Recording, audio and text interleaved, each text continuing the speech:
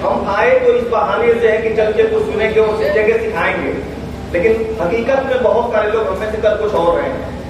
तो अगर सुनने, सीखने, समझने और समझाने आए हैं तो कुछ देर वही किया जाए। अगर सच में इस बहाने से आए हैं तो कुछ देर वही किया जाए।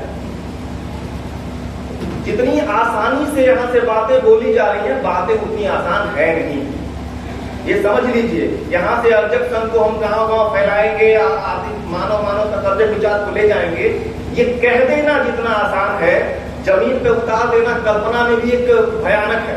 आप हम सोच नहीं पा रहे हैं यहाँ से क्या करके।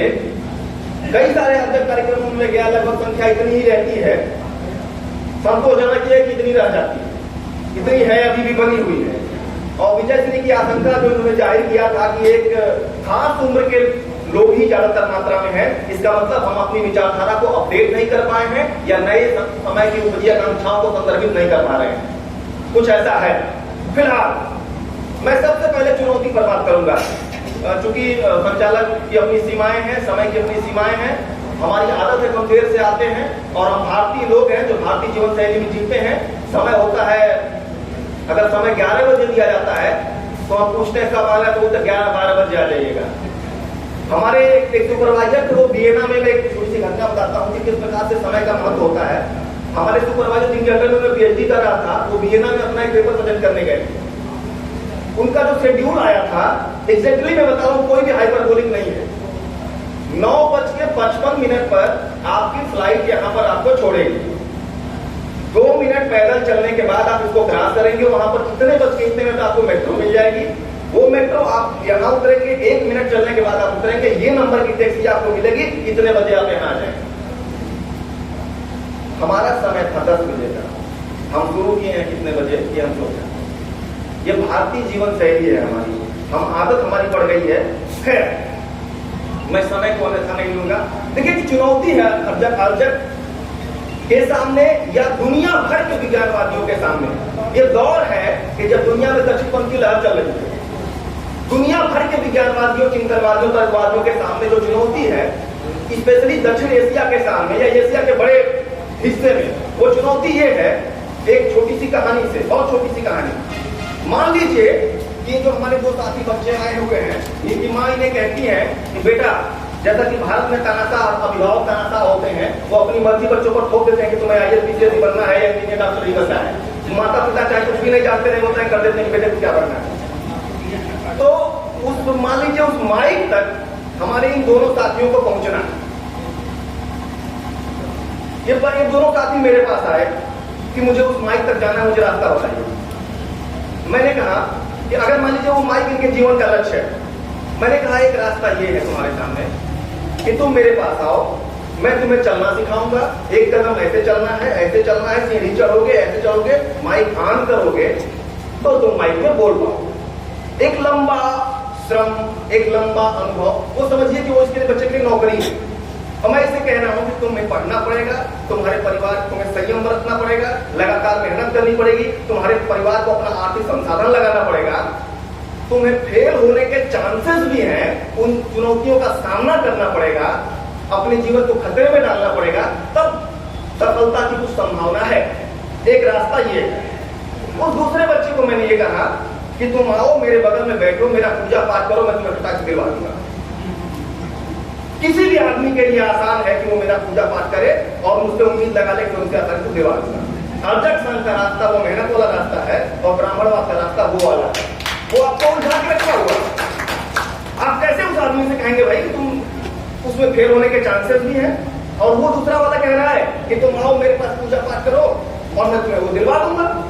तो क्यों नहीं आदमी प्रलोभन में आएगा? रास्ता आसान है और कितना भयंकर उनका जाल है कि एक वो मेरे पास आया और मुझसे असफल हुआ, मैं उससे ज्यादा कुछ नहीं लेता हूं। वो मान लीजिए मेरी दुकान पर आया, मैंने कहा मेरा पूजा पाठ करो और तुम्हें वहां पहुंचा दूंगा, तो वो मैं उसे नहीं पहुंचा पाया, लेकिन मैं उसका बहुत ज्यादा धन नहीं लिया, मैं उसका समय लिया, क्योंकि वो बेरोजगार है, उसके पास समय पर्याप्त मात्रा में हो, उसने अपना समय दे दिया और 150 रुपए या 1000 रुपए में उसका खर्च कर दिया, नहीं तो सफल हुआ, वो नहीं पहुंचा वहां पर। तो मुझसे ये नहीं कहने आएगा कि तुमने मुझे पहुंचाया क्यों नहीं। तुरंत मेरा एजेंट नीचे खड़ा रहेगा, उसको कहेगा उस दुकान पर चलो, ये दूसरी वाली दुकान पर चलते हैं। तो चूंकि उसके पास आसानी से उतना पैसा, बहुत ज्यादा पैसा मैं ले नहीं रहा हूँ, तो 1500 रुपए वो इकट्ठा कर लेता है, दूसरी दुकान पर चला जाता है, वहां असफल होता है, फिर तीसरी दुकान पर, उसका पूरा जीवन उस दूसरी तीसरी दुकान में जाने में चलता रहता है। उसको एक नित नई उम्मीद देते रहते हैं वो हमारे एजेंट। और ऑब्जेक्शन का रास्ता है वो मेहनत का रास्ता है और तर्क का रास्ता है। लेकिन तर्क का एक बहुत बड़ा डिसएडवांटेज होता है, लॉजिक का, विज्ञान का एक बहुत बड़ा डिसएडवांटेज होता है। सबको हम विज्ञान नहीं समझा सकते हैं। विज्ञान न्यूनतम क्षमता की मांग करता है कि इतनी, अगर हम किसी को पहाड़ा सिखाना चाहते हैं तो गिनती आएगी तभी तो हम पहाड़ा सिखा पाएंगे। लेकिन हमारी व्यवस्था हमारे लोगों को गिनती भी नहीं सिख रही है। हमारे सामने सबसे बड़ी चुनौती ये है। तो हम यहाँ तक और विज्ञान की बातें करें, लाभ करें, महाराज सिंह भारती सिंह खुला लिखते रह जाए, कमेरा मुटेरा रामगुरु वर्मा लिखते रह जाएंगे, लेकिन उनकी समझ रखने भर की समझ हमने पैदा नहीं होने दिया। तो हमारी प्राथमिक चुनौती ये है कि हम उनमें वो समझ पैदा करें।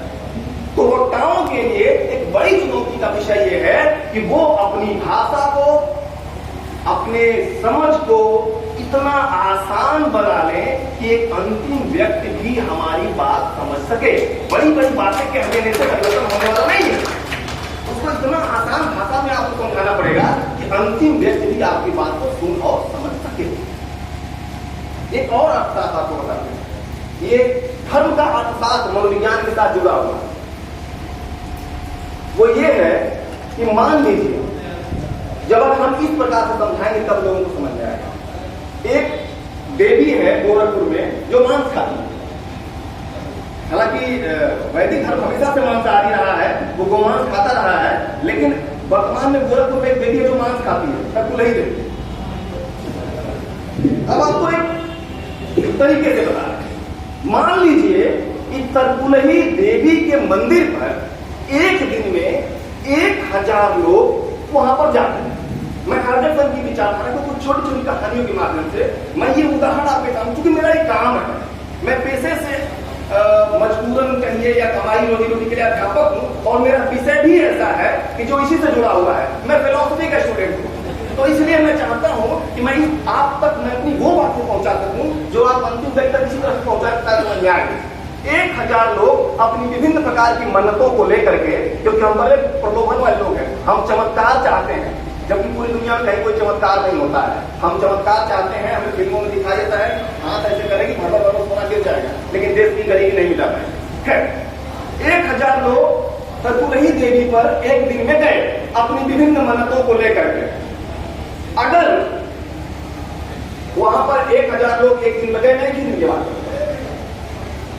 2 महीने बाद या साल भर बाद उनमें से कुल 1000 लोगों में 5 लोगों की कामनाएं पूरी हो गई।